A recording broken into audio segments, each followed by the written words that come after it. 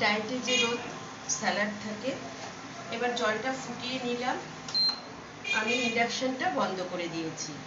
বন্ধ করে এবার এই যে ফুটানো জলটা না আমি এর মধ্যে ঢেলে নিলাম। ঢেলে নিয়ে সবসময় আমি একটু ফুটানো জলের মধ্যেই সব কিছু ধুয়ে নেই। এই শশাগুলো দেখো এর মধ্যে দিয়ে দিচ্ছি। যেহেতু একটু শক্ত তাই একটু আগে দিলাম। আর এবার একটু আমি টমেটোটা দিয়ে দিচ্ছি, সাথে কাঁচা মরিচ দিয়ে দিলাম। এটা কিন্তু বেশিক্ষণ বয়েল করা যাবে না, জাস্ট অল্প সময়। এবার অনিয়নটাও দিয়ে দিব।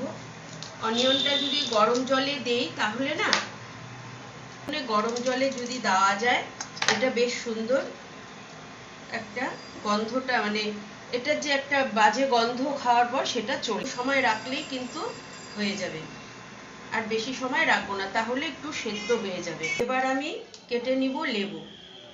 এই লেবুটাকে গরম জলে দেব না, কারণ এটা আমার গাছের লেবু, এটাতে তো কোনো সার স্প্রে করা থাকে না। আজকে বাড়িতে কেউ নেই, আমি একা একাই আছি, ওই জন্য আমার পরিমাণ মতন আমি সকালের স্যালাডটা বানিয়ে নিলাম।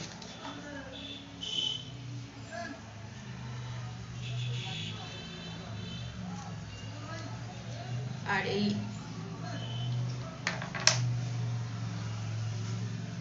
লেবুটা, এই লেবুর পিসগুলো আমি এমনি ঠান্ডা জলে দিয়ে দিলাম, কারণ এতে কোনো সার নেই। হয়ে গেল, এটা আমার ধোয়া কমপ্লিট। দেখে নাও, অন্যদিন ক্যাপসিকাম থাকে সেটা দেই, আর গাজর তো আমি, তোমরা তো জানো আমি ইন্ডাকশনে কোনো পেপার ইউজ করি, কারণ এই যে ফুটছে, তাহলে পেপার থাকলে এই জিনিসগুলো ময়লা হয় না, পরিষ্কার থাকে, ইন্ডাকশন পরিষ্কার করতেও সুবিধে হয়। এই যে বয়েল হচ্ছে জল, এটার মধ্যে আমি দিয়ে দেব সয়া বড়ি।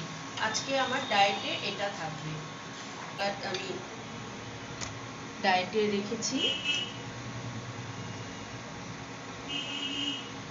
যাই হোক, নিজে খাবো বলে আর অতটা গার্নিশিংয়ের প্রয়োজন হয় না, তবুও একটু সাজিয়ে টাজিয়ে নিতে নিজেকেও ভালো লাগে, নিজের জন্য একটু সাজিয়ে নিতে ওটাও ভালো লাগে বেশ।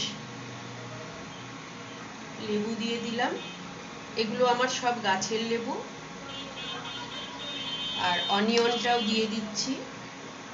আর এই সয়া বড়িটা আমি এখন ফ্রাই করব, ফ্রাই করে তারপরে তোমাদের ডিশটা দেখাবো যে আমার আজকের